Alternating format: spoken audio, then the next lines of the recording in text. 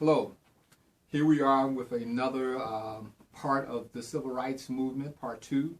This is session 21, I believe, for Black Theology, Black Church. I am Reverend Gregory A. Jones, Professor of Theology, Theology 333. We are going to talk a little bit more about the Civil Rights Movement. As you recall last time we talked about some of the things that had happened in terms of leadership. What we're going to do with this session is we're going to talk about some of the decline of the African American church and the rise of the Black Power movement in the ending of the period we're looking at now is about 1968 to about 1975. We also will talk about the emergence of new communities as they become a part of the evolution of the African American religious experience. The rationale for the Civil Rights Movement, I want to review that with you. Housing, human rights, voting rights, economic equality, integration, and an end to domestic terrorism was the goals of the Civil Rights Movement. We didn't attain all those goals. In fact, the two clear ones that we attained that are actually being threatened at this time, 2013. The ones we attained for the Civil Rights Movement were voters' rights and integration. Everything else basically got put on hold or got stymied or resisted.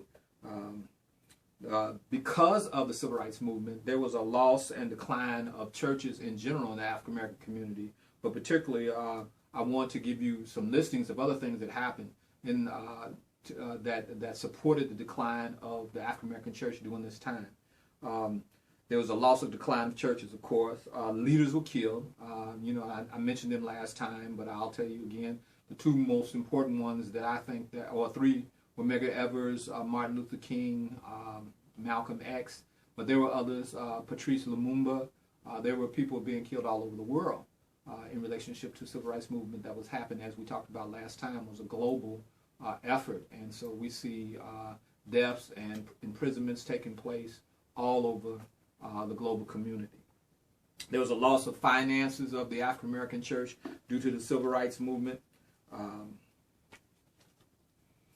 Who particularly lost their finances were the advocate churches and the community churches. The mainline churches did not dismantle as quickly, and there were mainline churches that were supportive, but the advocate churches, the churches that took up social justice issues, and the community churches, which were local parochial churches in primarily the South, lost tremendous finances, lost mortgages, took out mortgages to support the Civil Rights Movement, support the young people who were coming down to battle the forces of racism and discrimination.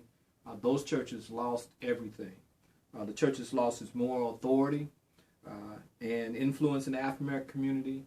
After the killing of Martin Luther King, Malcolm X, and the burning of the churches in Mississippi and other areas, the bombings of and killing of the 4 children, all those things began to make African American people think that the church was not the answer to the problems of the African American community. The church lost its ability to be a agent of change in the African American community. Religious leaders at the same time were being bought off. So at the same time that the church was losing its moral authority, was not an agent of change, we also see religious leaders literally in the urban areas in particular being bought off by mayors. And we see that particularly in Chicago, Detroit, and other inner cities, St. Louis, Cleveland. We see the black leadership are literally being paid to silence their members and to move in the direction of the institutions and the municipalities that they're involved in. Because of that, we see Black Power advocates emerging. We see Reverend Albert Cleage and the Shrine of the Black Madonna coming up in Detroit. Albert Cleage was basically a congregational church pastor. He just got fed up and frustrated with the kind of racism that he saw even in some of the progressive work of the United Church of Christ and the congregational churches. And he broke away from those churches and started his own Shrine of the Black Madonna. It essentially was a black Christian nationalist kind of organization that had a philosophy of self-help, of encouragement, and tracked the lineage of Africans from Africa into the Christian Judeo-Christian tradition. That's Albert Cleage, Reverend Albert Cleage, Shrine of the Black Madonna. The other individuals we see emerging in politics is Reverend Adam Clayton Powell, Jr., was born in 1908. He died in April 4th, 1972. He wrote 54 different pieces of legislation. He was a U.S. United States representative in Congress, and he represented Harlem, New York. And Adam Clayton Powell was a flamboyant figure. He didn't spend a lot of money on campaigning, but he knew his district, and he knew the people that he was serving, and the people knew him. And so without hardly any political budget, he was able to retain his seat in the U.S. Congress. In fact, he had to be forced out of his seat. And then eventually they kind of tricked him out of his seat, and he was basically exiled to the Bahamas and Bimini Islands, and he kind of stayed in the Caribbean and kind of died there exiled. But he was a voice for black power and black political power. The Congressional Black Congress gets a lot of its strength, gets a lot of its founding from the kind of philosophy that was presented by Reverend Adam Clayton Powell. We have another individual by the name of Stokely Carmichael. Stokely Carmichael, a black power advocate for blacks. He wanted blacks to create their own institutions. He changed his name to Kwame Ture, honoring Kwame Nkrumah, and Ture, which was basically a resistant to colonialism leader that he had. He advocated black power and black power to move us back to the notion of Pan-Africanism. Stokely Carmichael was a very, very strong advocate for black power. The symbol of the black fist and the symbol of individuals holding their own institutions into accountability was kind of started and kind of generated by Stokely Carmichael. I'm going to give you a few more leadership during this time.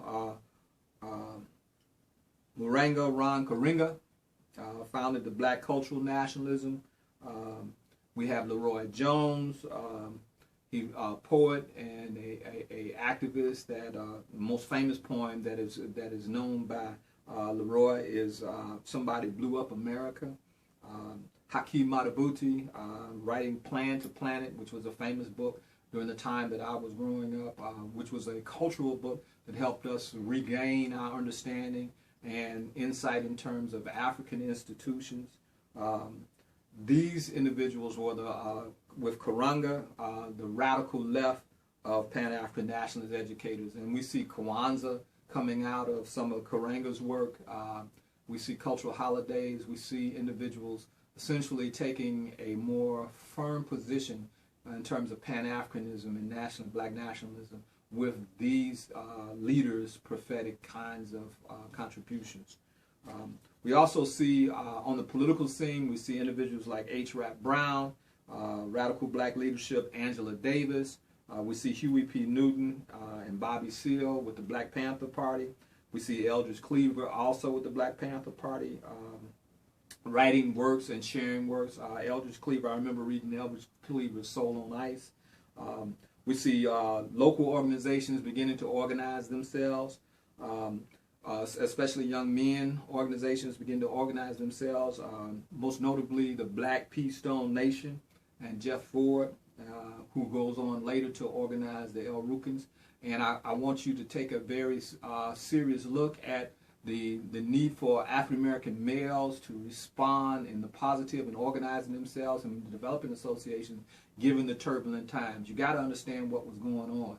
What was going on was there was a killing of black leadership in such a way, and a crushing of black leadership in the African-American community to African-American people in general, and African-American men in particular were seeking ways in which to organize themselves to resist, to be liberated from, and to survive institutional racism and what was seen as a all-out genocide on African-American people. So these young men came up with options. They might not be what was termed or quoted as the most positive options, but I would disagree. I would say that any organization of young men to deal with the issues of survival, resistance, and liberation from white supremacy are positive organizations. We also see a young man by the name of Larry Hoover, starting with the Gangster Disciples, doing a similar thing. These two young men, Jeff Ford and Larry Hoover, are very intelligent, very prophetic, very charismatic, and they have organized a huge number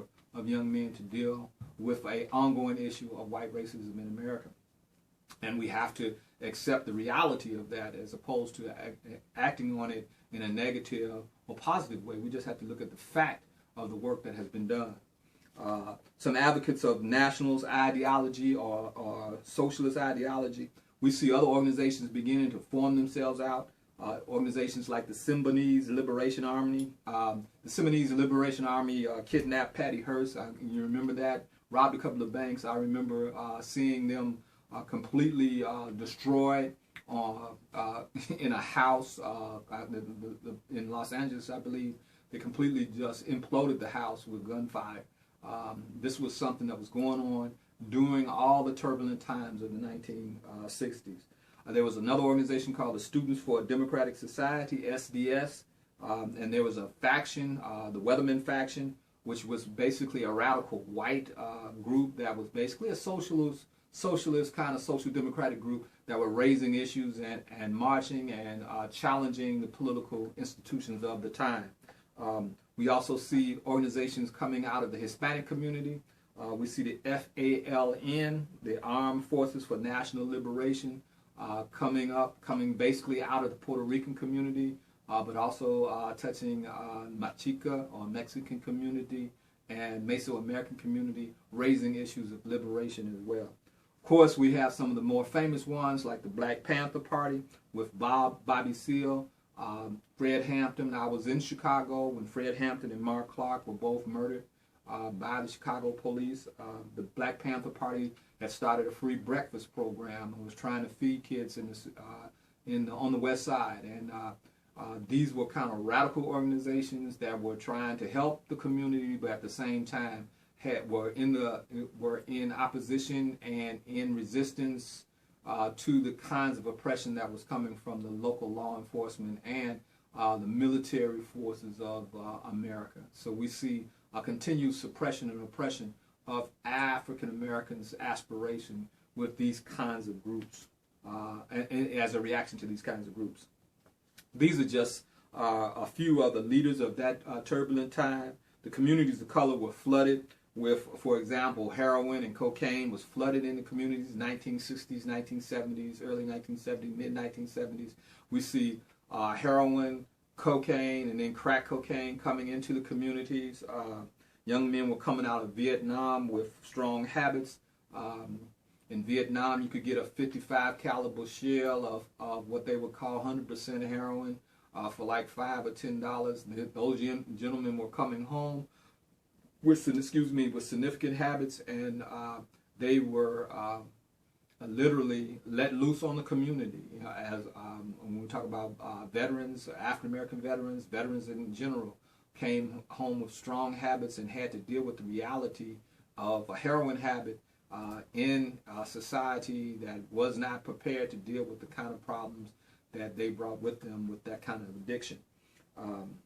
The question on the floor is, how did so much drugs be allowed into the African American community? It's still an issue with the African American community, and for many in the African American community, it was a systemic kind of issue. It was not something that just happened in a happenstance or a random kind of action, that people knew what was happening in DEA or before the DEA. Those who were organized during that time in terms of law enforcement knew kind of what was going on. We talk about the FBI, and we talk about their involvement in terms of counter-revolutionary tactics that they utilized on these young men organizations and these organizations that were to the left of the Democratic community. We see this happening over and over again, and it's still happening today. The African American community had lost its moral balance and was in decline.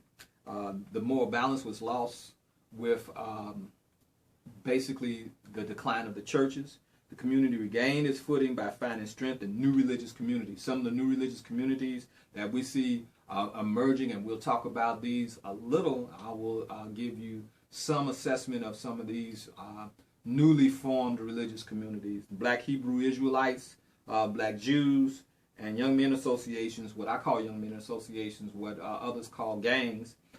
We see a new value system beginning to emerge.